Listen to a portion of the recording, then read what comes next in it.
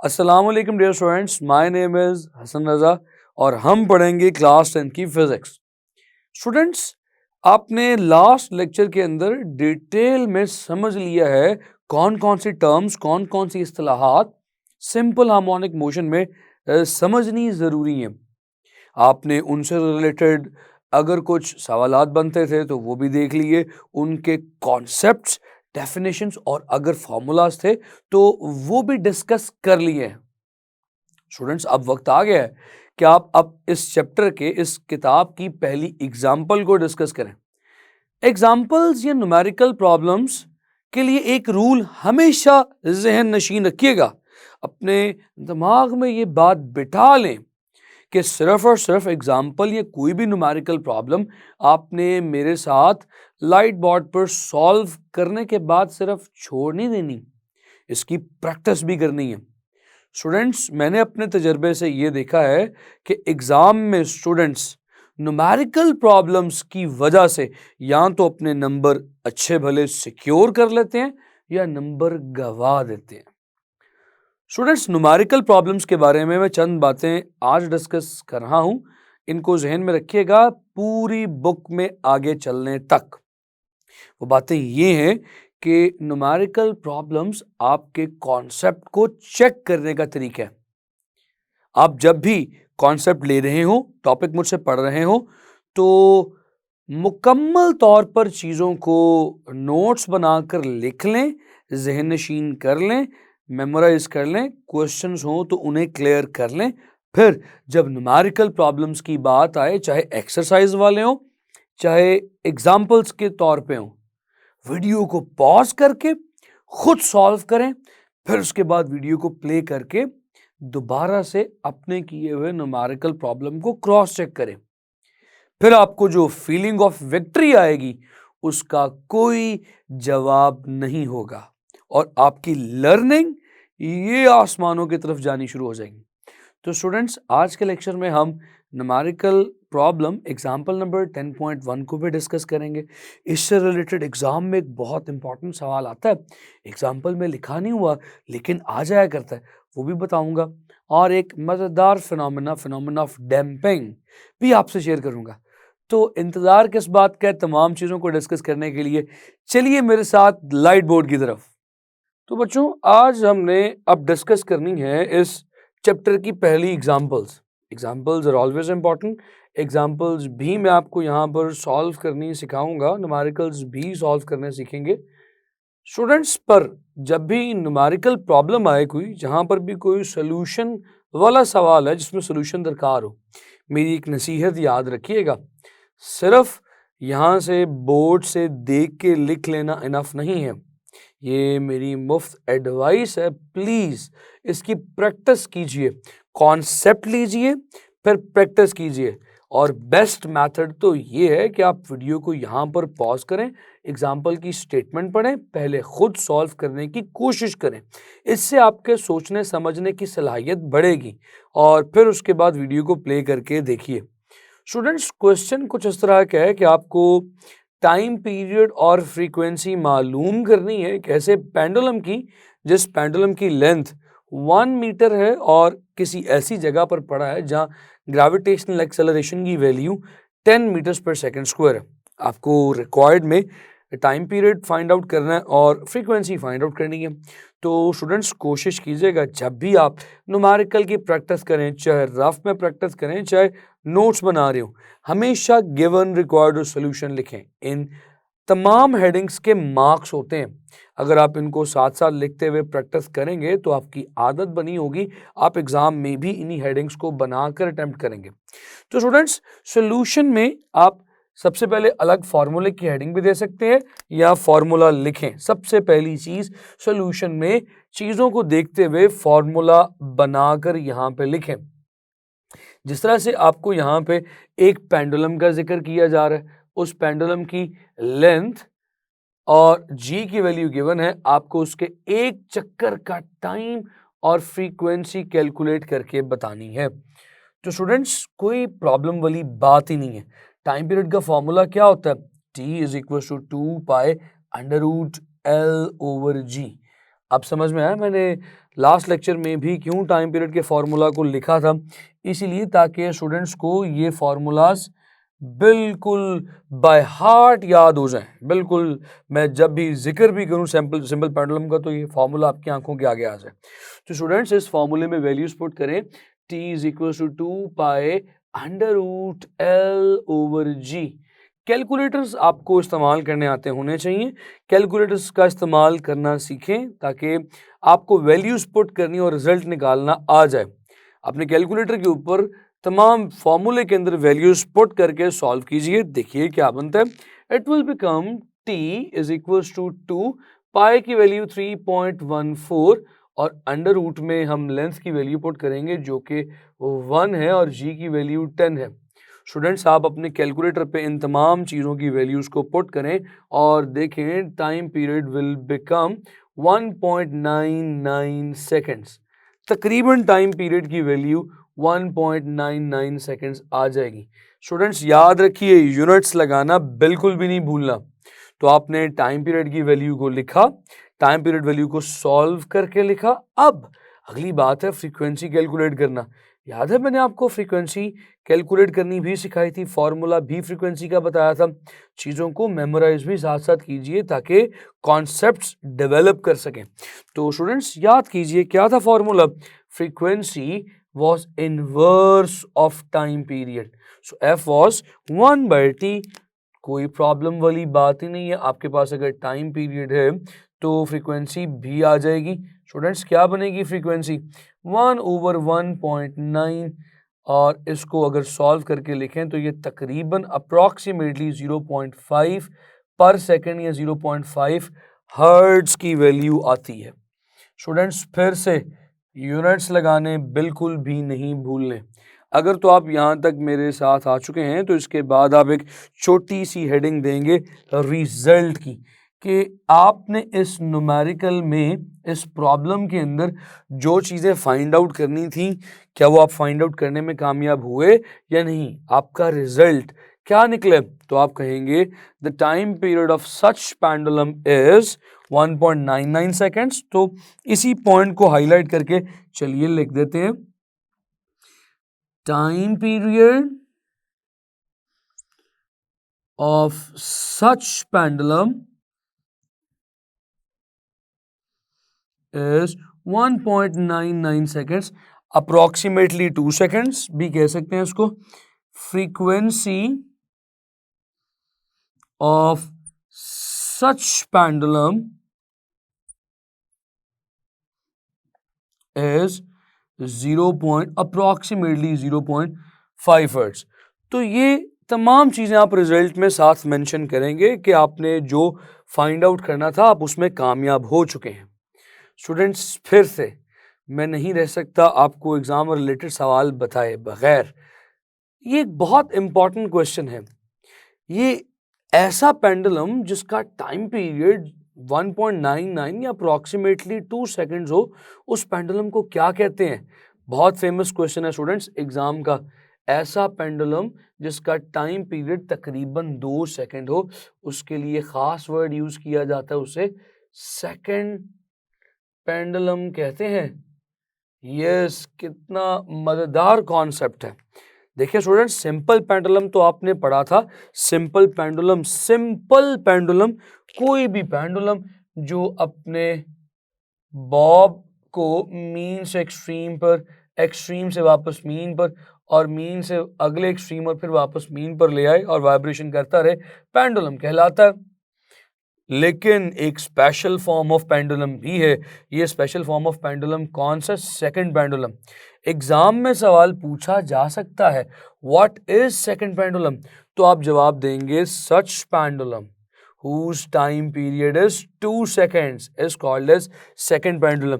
तो स्टूडेंट्स दर हकीकत ये एग्जाम्पल जिस पेंडुलम से रिलेटेड आपने की है वो सेकंड पेंडुलम था। तो चलिए सेकंड पेंडुलम की डेफिनेशन को भी यहाँ पर डिस्कस कर लेते हैं, एग्जामिनर पूछ सकता है। So second pendulum is pendulum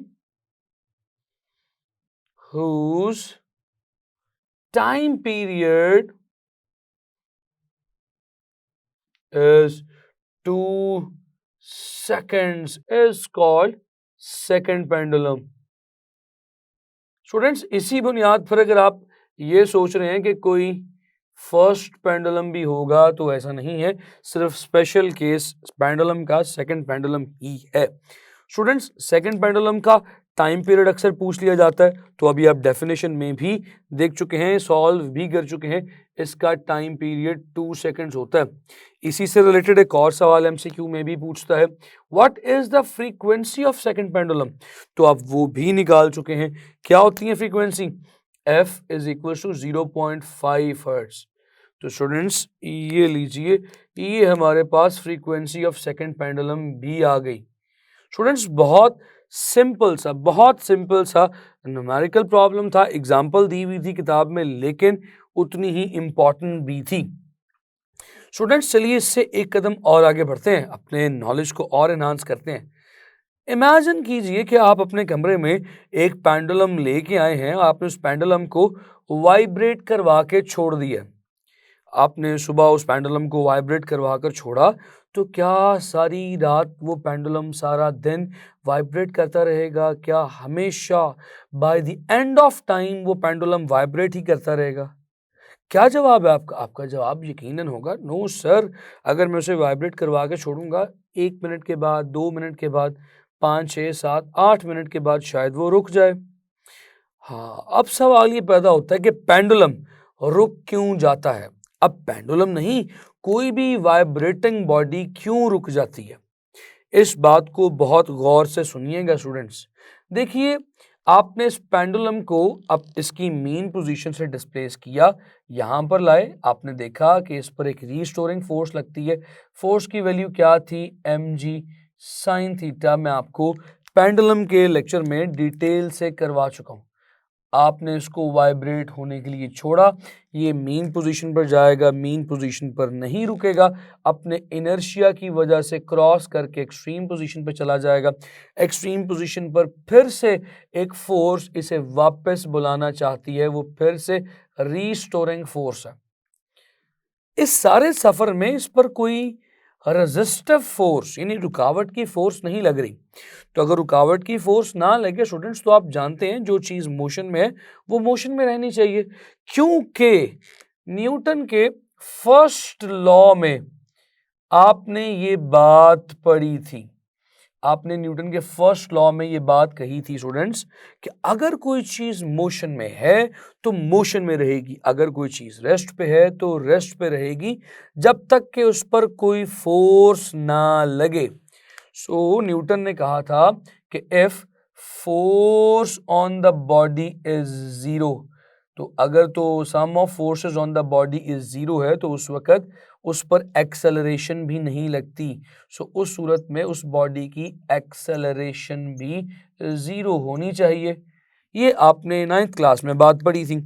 तो स्टूडेंट्स लॉजिकली, असूली तौर पे इस पेंडुलम को तो अगर आप वाइब्रेट करवाना शुरू करें तो ये एंड ऑफ टाइम तक वाइब्रेट ही करता चला जाए, ये कभी भी रुकने की तरफ ना आए। लेकिन ऐसा नहीं होता, यानी कि इस पेंडुलम के ऊपर एक न्यूटन का तीसरा लॉ ओबे नहीं हो रहा, ये रुक जाता है, चलती हुई चीज रुक जाती है। इसका मतलब ये हुआ इसमें न्यूटन का फर्स्ट लॉ ओबे नहीं हो रहा, इसमें एक रेजिस्टिव फोर्स है, रोकने वाली ताकत है। जी बिल्कुल, उस रोकने वाली ताकत को क्या कहते हैं? उस रोकने वाली ताकत का नाम है air friction. Air friction students क्या करती है? एयर फ्रिक्शन पेंडुलम की मूवमेंट को हिंडर करती है, रोकती है। मैं आपको एक बहुत इंपॉर्टेंट रिजल्ट की जानिब लेके चल रहा हूं, मेरे साथ साथ चलते जाओ। देखो स्टूडेंट्स, ये मेरा पेंडुलम है, मैंने इस पेंडुलम को डिस्प्लेस किया, डिस्प्लेस करके मैं इसे इसकी एक्सट्रीम पोजीशन पे लेके आया। अब मैंने इसे छोड़ा, इसको वापस अपनी मीन पोजीशन पे आना चाहिए, ये अपनी मीन पोजीशन पे वापस आ भी रहा है बिकॉज ऑफ रीस्टोरिंग फोर्स। लेकिन एक चीज ऐसी है जो इसे ऑपोजिट तरफ धकेलना चाहती है, उसे कहते हैं फ्रिक्शनल फोर्स ऑफ एयर या एयर फ्रिक्शन, हवा की रगड़। जी ये बिल्कुल वही फ्रिक्शन है जब आप तेज स्पीड में बाइक चला रहे हो तो आपके ऊपर भी हवा की एक फोर्स लग रही होती है जो आपको आगे बढ़ने से रोकती है। वही एयर फ्रिक्शन इस पेंडुलम को भी आगे मूव करने से रोक रही है। इसी तरह से जब ये पेंडुलम अपनी इस मीन पोजीशन को क्रॉस करके आगे जाना चाहेगा, उस सूरत में भी एक फोर्स इसे आगे जाने से रोक रही होगी, वो भी फ्रिक्शन होगी। ये फ्रिक्शन रुकावट की फोर्स है, इसकी एनर्जी को जायल कर रही है, इसकी एनर्जी को खर्च कर रही है। इसी वजह से अपनी एनर्जी थोड़ी सी खर्च करता करता कम करता करता आखिर में ये रुक जाता है। ऐसे में आप जानते हैं इस वाइब्रेशन को क्या कहते हैं? ऐसी वाइब्रेशन के लिए एक खास नाम है, इसे डैम्प्ड ऑसिलेशंस भी कहते हैं। तो स्टूडेंट्स ये जो हमने एग्जांपल पढ़ी है कि एक पेंडुलम जो हम अपने घर में चलाकर छोड़ दें या अगर कोई चीज़ मास स्प्रिंग सिस्टम वाइब्रेट करवा कर छोड़ दें तो रुक क्यों जाता है? क्योंकि उसे रोकने के लिए हवा में, फिजा में एक रेजिस्टिव फोर्स यानी एयर फ्रिक्शन मौजूद है जो उसकी एनर्जी को खींचती चली जा रही है, जिसकी वजह से उसकी एनर्जी आहिस्ता आहिस्ता ख़त्म होना शुरू हो जाती है और वो रुक जाता है। ऐसी वाइब्रेशन को डैम्प्ड ऑसिलेशन कहते हैं। सो डैम्प्ड ऑसिलेशन की डेफिनेशन क्या है स्टूडेंट्स? एक ऐसी वाइब्रेशन जिसमें आहिस्ता आहिस्ता वाइब्रेटर की एनर्जी कम होती चली जाए, एनर्जी खर्च होती चली जाए, और खर्च होने को इंग्लिश में डिसिपेट कहते हैं। तो ऐसा सिस्टम जिसमें वाइब्रेटर की एनर्जी आहिस्ता आहिस्ता डिसिपेट होती चली जाए उसे डैम्प्ड ऑसिलेशन कहते हैं। So, a system in which the oscillator or vibrator loses or dissipates its energy gradually is called as damped oscillation. Students, damped oscillation का अगर आप ग्राफ ड्रॉ करें तो इसका ग्राफ कैसा आएगा?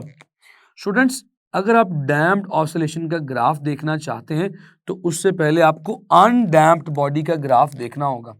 अनडैम्प्ड बॉडी जिसमें कोई रेजिस्टेंस ना हो, जिसमें कोई फ्रिक्शन ना हो, तो अनडैम्प्ड का ग्राफ देखते हैं। अनडैम्प्ड का देखेंगे तो हमें डैम्पिंग का ग्राफ किसी हद तक समझ आना शुरू हो जाएगा। स्टूडेंट्स इमेजिन करें कि ये हमारी वो एक्स और वाई एक्सिस हैं जिस पर हम क्वांटिटीज़ को ड्रॉ करते हैं। हम यहाँ पर अलोंग वाई एक्सिस एम्पलीट्यूड ले रहे हैं बॉडी का और अलोंग एक्स एक्सिस हम टाइम पीरियड ले रहे हैं।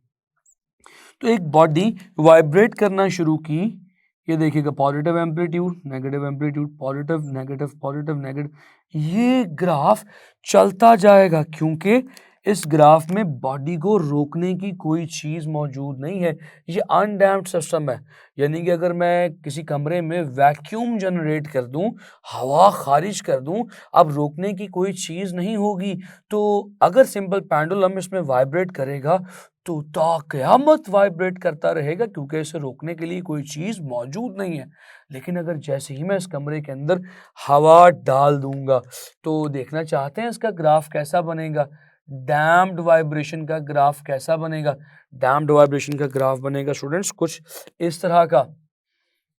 ये ग्राफ अपनी मैक्सिमम वाइब्रेशन से शुरू होगा और आहिस्ता आहिस्ता आहिस्ता जीरो पर आ जाएगा। इसमें भी हमने अलोंग वाई एक्सिस एम्पलीट्यूड लिया है, अलोंग एक्स एक्सिस टाइम लिया है।